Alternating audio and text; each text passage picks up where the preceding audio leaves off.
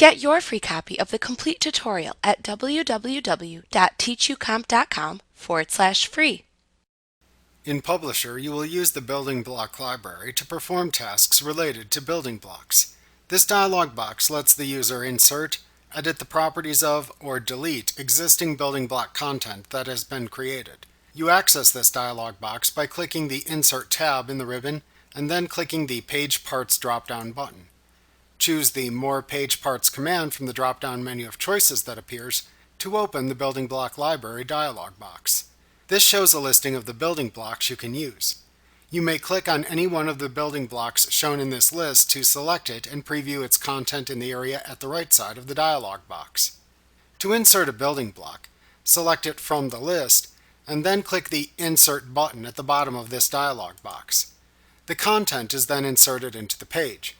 Doing this also closes the building block library dialog box. To edit the properties of or delete a building block that you have created, select the name of a building block that you have created from the list shown within the building block library.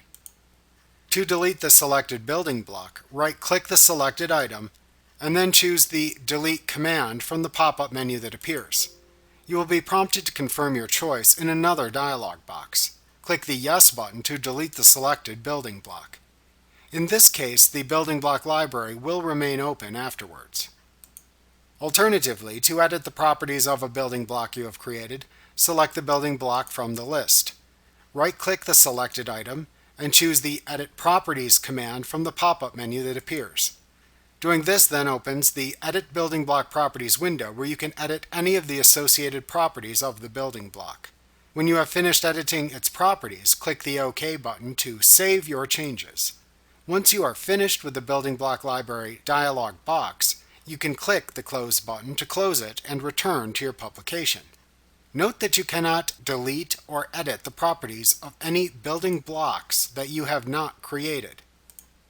If you try to right-click a building block that you have not created, a pop-up menu will not appear as you cannot edit the built-in building block content. You can also insert a building block by clicking the desired type of building block from the button shown in the Building Blocks button group on the Insert tab of the ribbon. From the drop-down menus that appear, click on the desired building block to insert it into your page. Using the Page Parts button is simply selecting from that category within the building blocks library. As you can see, you can click the Calendars, Borders and Accents, or Advertisements buttons to quickly access the content in those building block categories as well.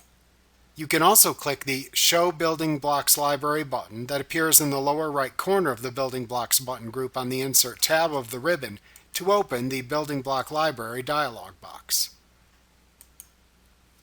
Like what you see? Pick up your free copy of the complete tutorial at www.teachucomp.com/free.